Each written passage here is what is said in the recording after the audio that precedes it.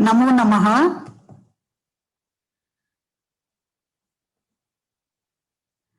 हम कर्म कारक पढ़ रहे थे। कर्म कारक की अपनी चर्चा को आगे बढ़ाएंगे अभी। सर्वप्रथमम विश्व मंगल कामना, कुटुंबम जम्बुद्वीपम स्यात्, संस्कृति स्यात् सनातनी, संस्कृतम विश्व भाषा स्यात्, भूलोको नाकवद भवेत्। हमने प्रथम पुरुष अर्थात थर्ड पर्सन में तीनों लिंगों में कर्म कारक के रूपों को देखा था। आज हम अस्मद और युष्मद इन दोनों सर्वनामों के द्वितीय विभक्ति के साथ यानी कर्म कारक के रूपों को देखेंगे।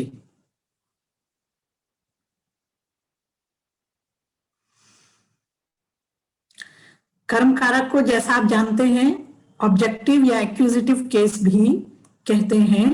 इनके फर्स्ट अर्थात फर्स्ट पर्सन अर्थात उत्तम पुरुष और सेकंड पर्सन अर्थात मध्यम पुरुष के रूपों को आज हम कर्म कारक में देखेंगे। तो आइए कुछ वाक्य देखते हैं। मैं सुधा को देखती हूं, अहम सुधाम पश्यामि। और इसके विपरीत सुधा माम पश्यति, अहम सुधाम पश्यामि ये कर्ता कारक का रूप है। अहम आवाम वयम, अहम मतलब मैं सुधा को देखती हूं और अहम का द्वितीय विभक्ति में रूप बनेगा माम, सुधा माम पश्यति। इसी प्रकार और भी है, अहम पुत्रम वदामि, पुत्रः माम वदति। इस तरह से माम द्वितीय विभक्ति के एक वचन में रूप चलते हैं। द्विवचन में आवाम होता है, आवाम खादावह हम खाते हैं, माता आवाम भोजयति, माँ हम सबको भोजन कराती है। यहाँ आपको एक प्रकार का अंतर वाक्यों में, दोनों वाक्यों में अंतर प्रतीत होता होगा। आवाम खादावह हम स्वयं खाते हैं, आवाम खादावह हम दोनों खाते हैं। लेकिन माता आवाम भोजयति, माता हमें खाना खिलाती है, ये प्रेरणार्थक क्रिया है। प्रेरणार्थक क्रिया जो होती है वो उसको संस्कृत में ऋणिजंत क्रिया कहते हैं। एक प्रत्यय होता है ऋच, वो जब हम सामान्य क्रिया में लगा देते हैं तो वो क्रिया ऋणिजंत क्रिया बन जाती है और वो प्रेरणार्थक क्रिया कहलाती है। और एग्जाम्पल हम देखते हैं, पितरौ आवाम पालयतः, पिता पितरौ पेरेंट्स, माता च पिता च समास हो जाता है पितरौ पेरेंट्स। माता पिता आवाम हम दोनों का पालयतः पालन करते हैं। अभी हम प्रेरणा की बात कर रहे थे, तो ऐसी धातुएं जो गत्यर्थक होती हैं, जैसे प्रवेश करता है, जाता है, घुसता है, खींचता है, कर्षति, वहति, नयति, नयति ले जाता है, इस प्रकार की धातुओं को गत्यर्थक जाने के अर्थ वाली जो धातुएं होती हैं, इनके दो दो कर्म होते हैं। इसके अतिरिक्त बुद्धि अर्थ वाली, बुद्धि के अंतर्गत सोचना वोचना तो आ ही जाता है, उसके अतिरिक्त 5 ज्ञानेंद्रियां भी इसका ही विषय होती है बुद्धि का। 5 ज्ञानेंद्रियां जो हैं उनसे हम 5 कार्यों को करते हैं। जैसे रूप को देखते हैं, रसना से, नयन से हम रूप को देखते हैं और रसना से रूप का ग्रहण करते हैं, घ्राण से यानी नासिका से हम गंध को ग्रहण करते हैं, त्वचा से हम स्पर्श को ग्रहण करते हैं और श्रोत्र यानी कान से हम शब्द को ग्रहण करते हैं। तो ये 5 हमारी ज्ञानेंद्रियां हैं। इन ज्ञानेंद्रियों से जो हम भौतिक सूचनाएं प्राप्त करके अपने मस्तिष्क को भेजते हैं वो भी बुद्धि का ही विषय मानी गई है यहाँ। तो गति वाली बुद्धि विषयक जो धातुएं हैं, प्रत्यवसान, प्रत्यवसान अर्थ वाली धातुएं, प्रत्यवसान का अर्थ होता है भोजन, भोजन अर्थ वाली जो धातुएं होती हैं, इन सब में अभी आप सामान्यतः ये समझें, जब ऋणिजंत क्रियाओं को, प्रेरणार्थक क्रियाओं को हम लोग विशेष रूप से पढ़ेंगे तब हम आगे चर्चा करेंगे।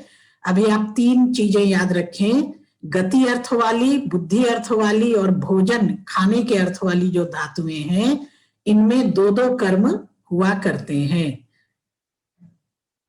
आइए और वाक्य देखते हैं। ये मैंने आपको भूमिका बताई, आगे इस तरह के वाक्य हमारे 2-2 कर्म वाले अभी हम देखेंगे। परमात्मा अस्मान रक्षति, भगवान हम सबकी रक्षा करता है। अब यहां हमने माम एक वचन, आवाम हम दोनों को, और अस्मान हम सबको, अस्मान हम सबको। कर्ता कारक हो गया अहम आवाम वयम, कर्म कारक हो गया माम आवाम अस्मान। परमात्मा अस्मान रक्षति, परमात्मा हम सबकी रक्षा करते हैं।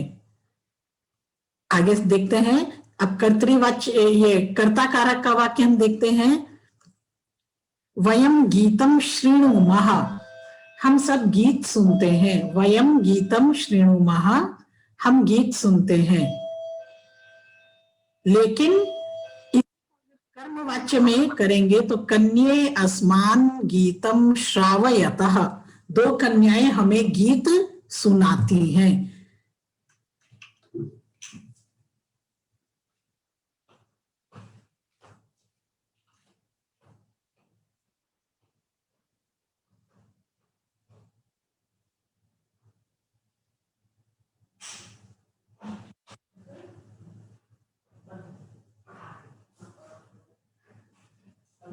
आगे से हम दिया करेंगे, नहीं है।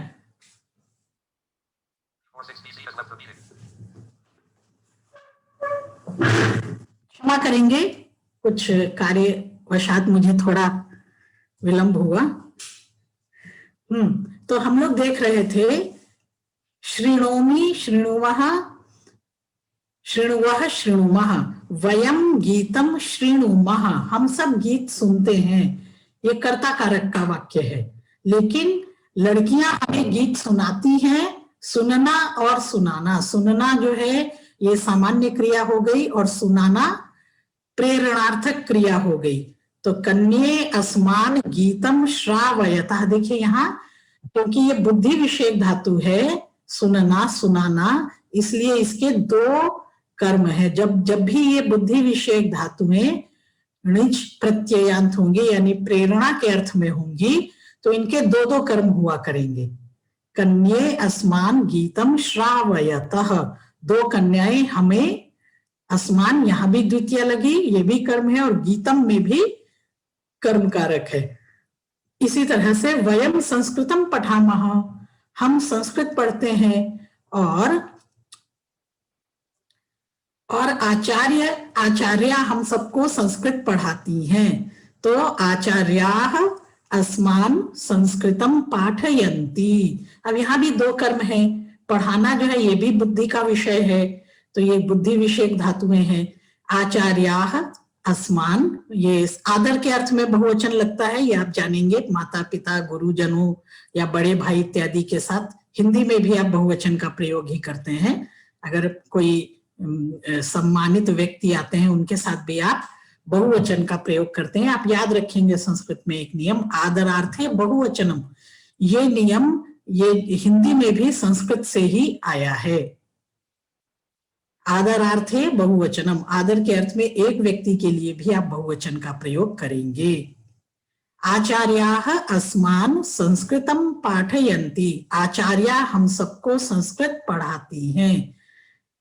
अब देखिए, भोः के आचार्याः भवन्ति, आचार्य कौन होते हैं, आचार्य कौन होते हैं। आचार्य मैंने आपको पिछली बार भी बताया था कि संस्कृत में व्युत्पत्तियां होती हैं, अर्थात प्रत्येक पद, प्रत्येक संज्ञा पद जो है वो व्युत्पन्न है ऐसा माना जाता है।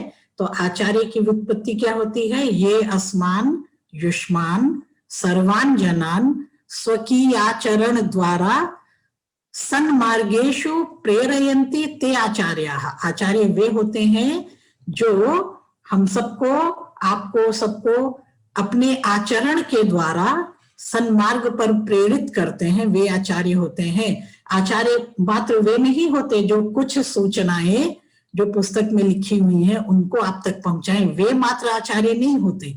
आचार्य वो हैं जो अपने आचरण के द्वारा आपके आचरण को भी संस्कृत करते हैं, शिष्यों के आचरण को भी संस्कृत करते हैं, वे आचार्य होने की योग्यता रखते हैं।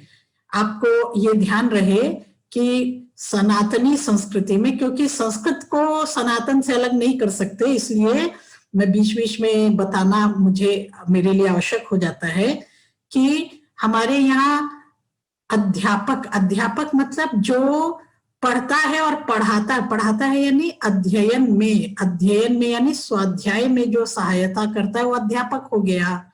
शिक्षक जो अनुशासन सिखाता है वो शिक्षक हो गया। तो शिक्षक हुए, अध्यापक हुए, उपाध्याय हुए या आचार्य हुए, ये सब आपको केवल सूचनाएं ही नहीं देते, कोई विषय ही नहीं सिखाते, उसके साथ साथ वे आपके संस्कारों को भी संस्कृत करते हैं।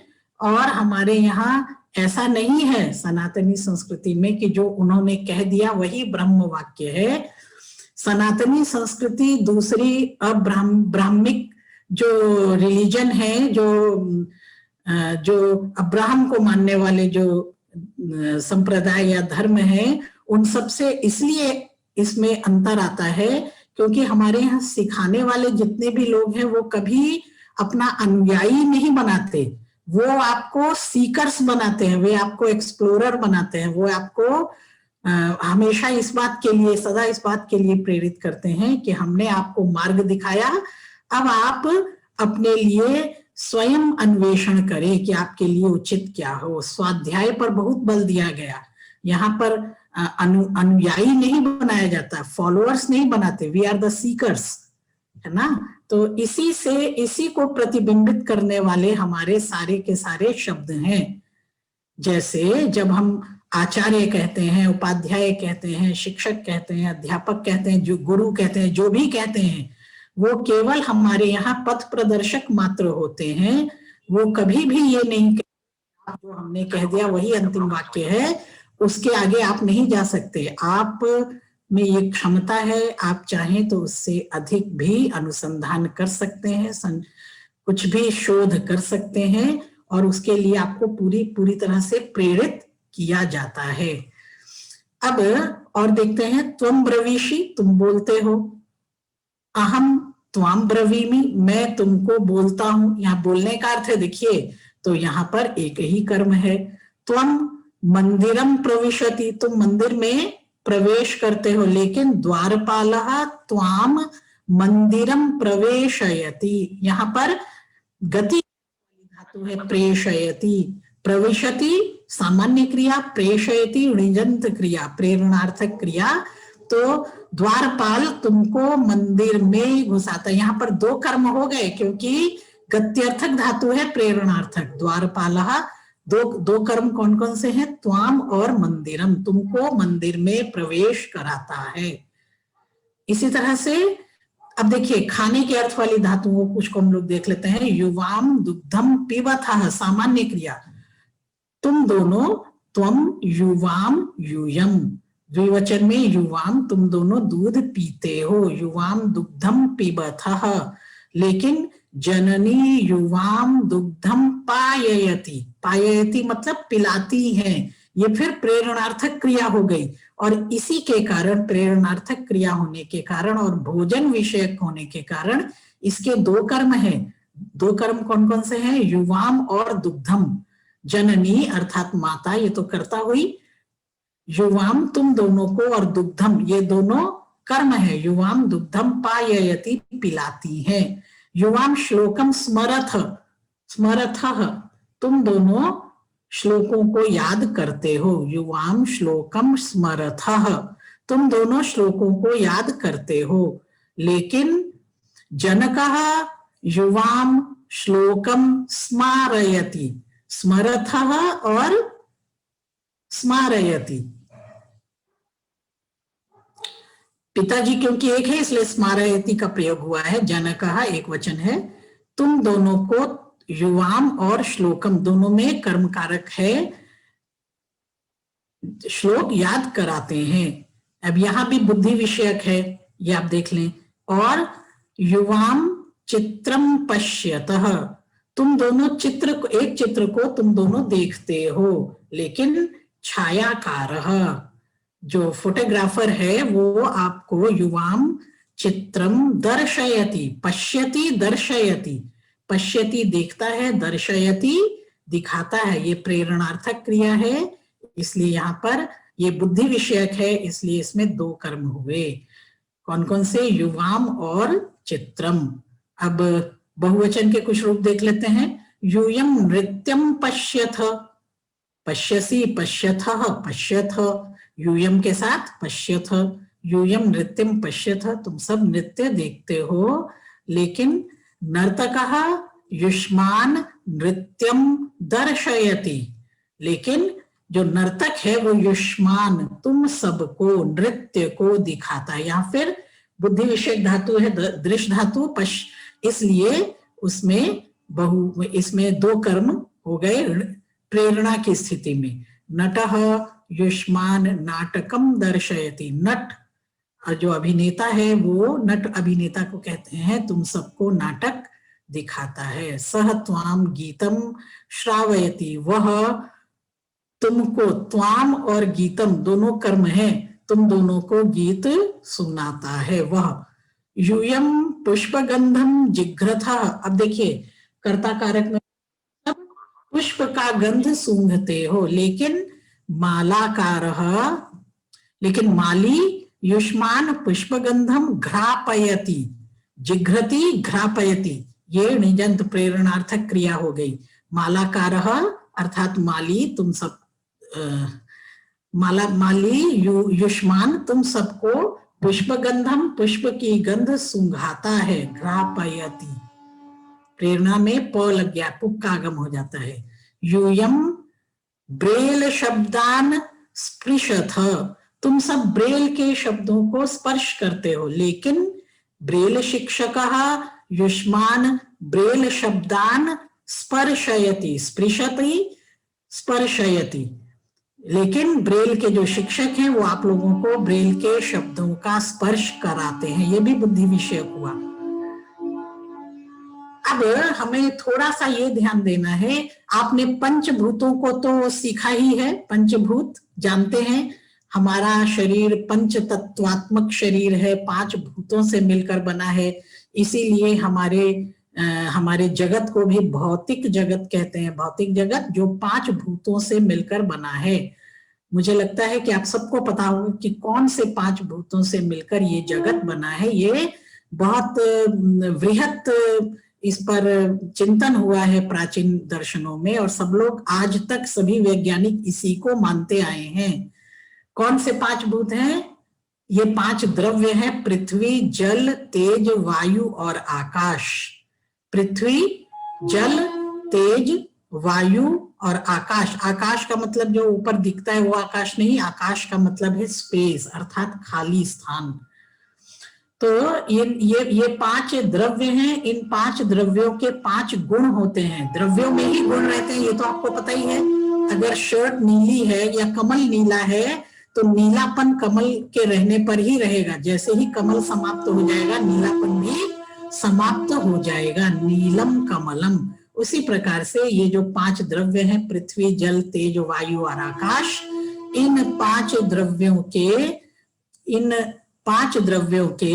पांच गुण भी होते हैं। क्या क्या गुण होते हैं? रूप, रस, गंध, स्पर्श, शब्द। जैसे तेज का, जो पहले हम लोग पृथ्वी को लेते हैं, पृथ्वी का होता है गंध, और जल का होता है रस, स्पर्श, और तेज का होता है रूप, गुण होता है, स्पर्श वायु का गुण होता है, और शब्द जो है वो आकाश का गुण होता है। रूप, रस, गंध, स्पर्श और शब्द, ये 5 गुण होते हैं। और हमारी जो 5 ज्ञानेंद्रियां हम जानते हैं, ये जो हमारी 5 ज्ञानेंद्रियां हैं, ये इन्हीं रूपों को ग्रहण करती हैं। रूप को, जो कि तेज का गुण है, उसको नयन ग्रहण करता है। रस को, जो कि जल का गुण है, जल रूपी द्रव्य का गुण है रस, उसको कौन ग्रहण करता है? उसको रसना अर्थात जिह्वा ग्रहण करती है। तेज, रूप, रस, गंध, गंध जो है वो पृथ्वी का गुण है, पृथ्वी के इस गुण को हमारी नासिका ग्रहण करती है, तीसरी ज्ञानेंद्रिय है। और स्पर्श चौथा गुण है, इसको ग्रहण करती है, जो कि वायु का गुण है, उसको ग्रहण करती है। स्पर्श, ये त्वचा, त्वचा उसको ग्रहण करती है। और शब्द, जो कि श्रोत्र का गुण है, जो आकाश का गुण है, श्रोत्र, ये शब्द आकाश का गुण है। शब्द को, जो आकाश के गुण, इस शब्द को कौन ग्रहण करता है? श्रोत्र, हमारे कान ग्रहण करते हैं। तो ये जो 5 ज्ञानेंद्रियां 5 भूतों के गुणों को जो ग्रहण करती हैं, ये 5 जो भूत हैं, ये पंचभूत, ये 5 द्रव्य जो हैं, ये संपूर्ण जगत में हमें अनुभूत होते हैं, दृष्टिगत होते हैं। इनको ग्रहण करने के लिए ईश्वर ने हमें 5 ज्ञानेंद्रियां दी हैं। और व्याकरणाचार्य ने, पाणिनि ने इनको बुद्धि से ग्रहण करना, या इनको जो हम अपने मस्तिष्क में इन ज्ञानेंद्रियों के द्वारा ग्रहण करके इनका विश्लेषण करते हैं, तो इनको बुद्धि, इनको व्यक्त करने वाली धातुओं को, क्रियाओं को उन्होंने बुद्धि विषयक कहा है। देखिए, संस्कृत हम पढ़ रहे हैं, तो संस्कृत पढ़ने का उद्देश्य मात्र हमारा भाषा को सीखना नहीं है। संस्कृत को पढ़ने के साथ साथ हम अपनी संस्कृति को, अपने दर्शन को, अपने धर्म को, अपने अध्यात्म को, अपने आयुर्वेद, विज्ञान, जो कुछ भी हमारा प्राचीन शास्त्रों में ज्ञान बिखरा हुआ है, इन सब को हम पढ़ने की इच्छा करते हैं। और उसकी फर्स्ट हैंड इंफॉर्मेशन पाने की हम सब में कहीं ना कहीं इच्छा है, इसीलिए हम संस्कृत को पढ़ रहे हैं। नहीं तो आपने तो कोई और विषय लिए होंगे, लेकिन फिर भी आप संस्कृत पढ़ रहे हैं, तो संस्कृत केवल आप भाषा नहीं सीख रहे हैं, इस भाषा के माध्यम से आप अपनी संस्कृति को, अपने धर्म को, अपने दर्शन को जानना चाहते हैं, इसलिए आप संस्कृत पढ़ रहे हैं। तो इसमें ये सब बातें अगर आप नहीं जानेंगे, तो जो हमारे शास्त्रकारों ने लिखा है, अब पाणिनि ने कह दिया बुद्धि विषयक धातु, आप कहेंगे दृश्य धातु बुद्धि विषयक कैसी है, श्रु धातु सुनने के अर्थ वाली, ये बुद्धि विषयक क्यों है?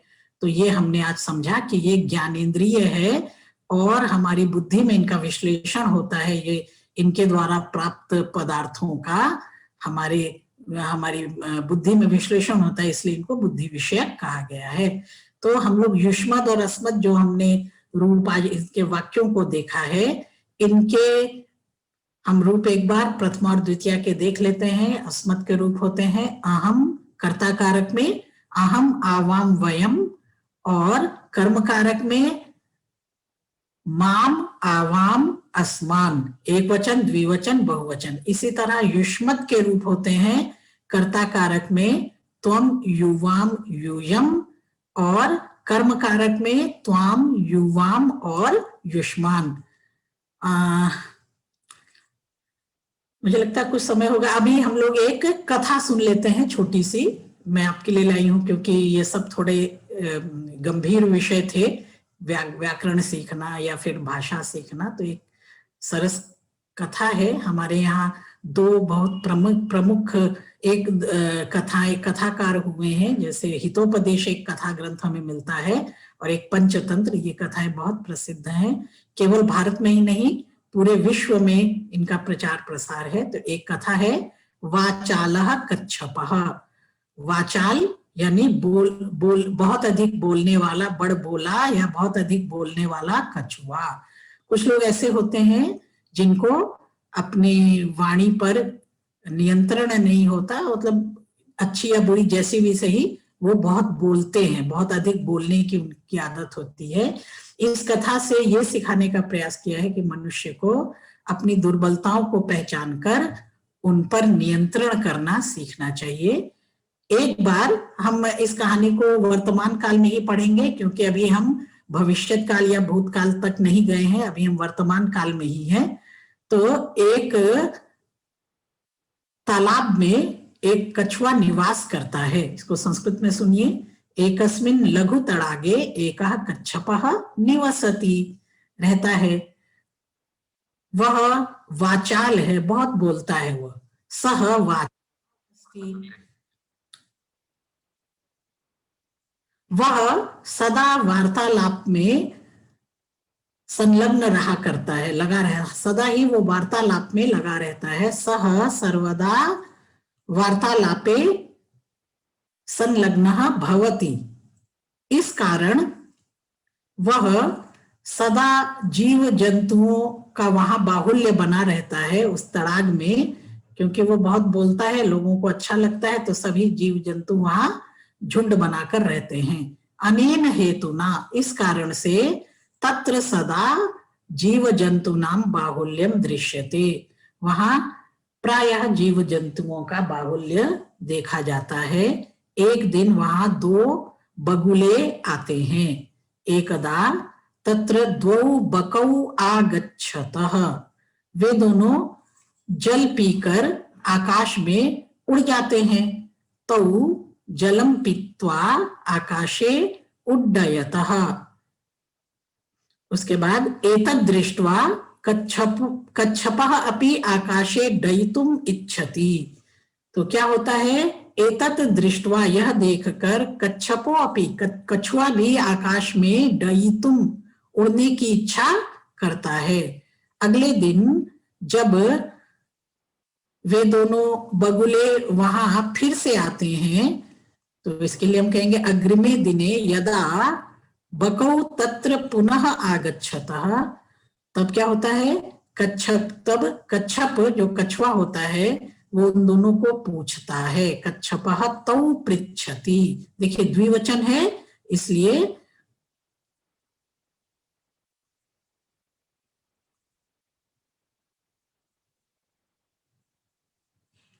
उन दोनों को वो क्या पूछता है कि अरे तुम दोनों मुझे भी आकाश मार्ग से ले चलो। उनसे बात करता है कि तुम दोनों जाते हो, उड़ते हो, मुझे भी आकाश मार्ग से ले चलो। आइए, भवन्तौ माम अपि, भवन्तौ भगवान एक वचन, भवन्तौ द्विवचन, तुम दोनों, माम अपि मुझको भी, देखिए द्वितीय एक वचन, आकाश मार्गेण नयेताम, मुझे भी आकाश मार्ग से ले चलो।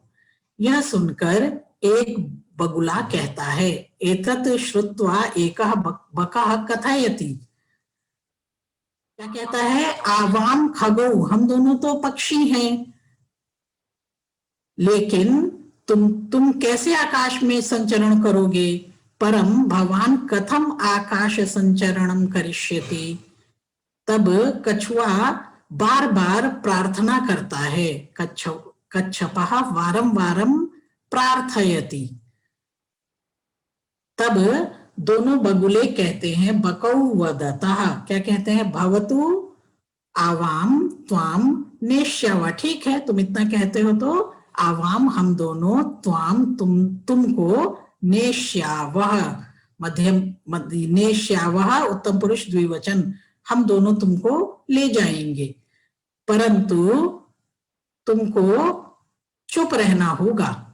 परंतु भवता मौनेन भवितव्यम, तुमको चुप रहना होगा, नहीं तो विपरीत परिणाम हो जाएगा, अन्यथा विपरीतः परिणाम भविष्यति, उल्टा परिणाम हो जाएगा। कछुआ कहता है अस्तु, ठीक है, एवं स्वीकरोति, वो स्वीकार कर लेता है, ठीक है मैं चुप रहूंगा, आप मुझे ले चलिए।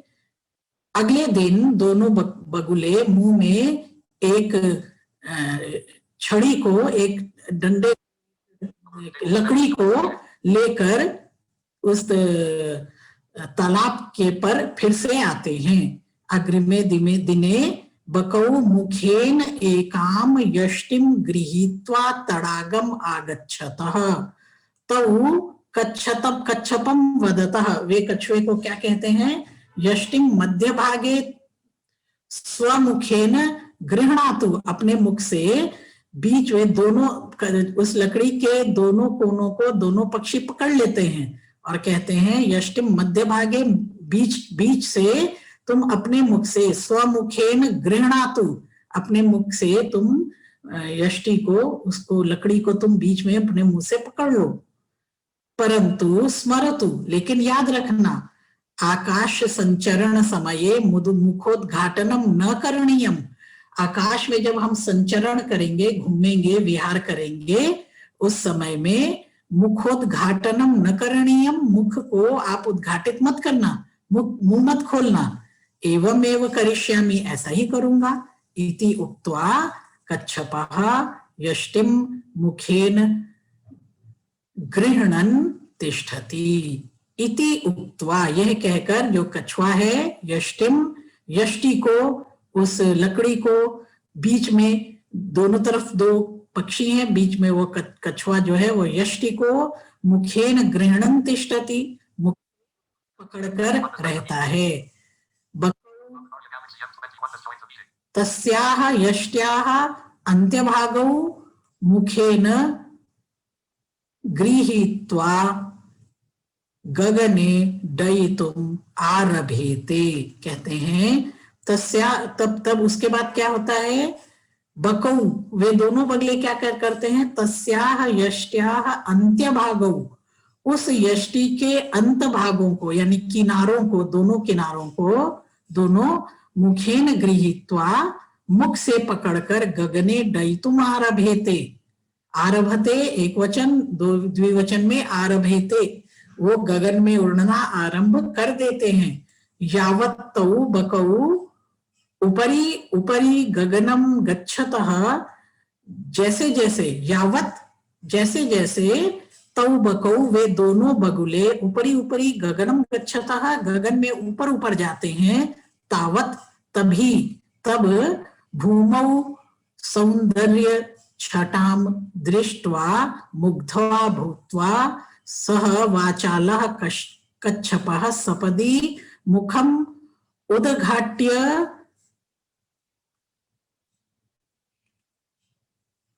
सौंदर्य छटाम दृष्ट्वा मुग्धा भूत्वा सह वाचालः कच्छपः सपदि मुखम उद्घाट्य वक्तुम आरभते।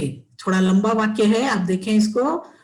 जैसे जैसे वो ऊपर जाता है, तावत भूमौ सौंदर्य छटाम दृष्ट्वा, तभी भूमि पर सुंदरता की छटा को देखकर, मुग्धा, मुग्ध होकर, मुग्ध हो जाता है व्यक्ति जब आश्चर्यचकित हो जाता है, तो आश्चर्यचकित होकर, सह वाचालः कच्छपः, वो जो वाचाल कच्छप है उससे रुका नहीं जाता, वो बोल उठता है, वाचालः कच्छपः सपदि मतलब तुरंत, मुखम उद्घाट्य अपना मुंह खोलकर, वक्तुम आरभते बोलना आरंभ कर देता है। क्या कहता है, अहो धरायाः सुंदरता, अरे कितनी सुंदर है धरा।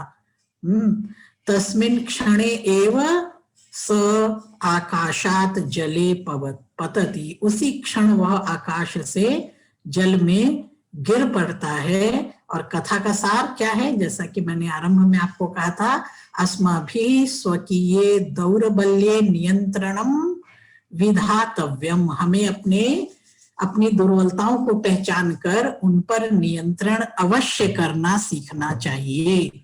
ये कथा का सार है। तो आज मुझे लगता है कि यही तक हम रहने दें। आपको आनंद आया होगा संस्कृत को सुनकर। अब हम यही अपनी कक्षा को विराम देते हैं। शुभ रात्रि।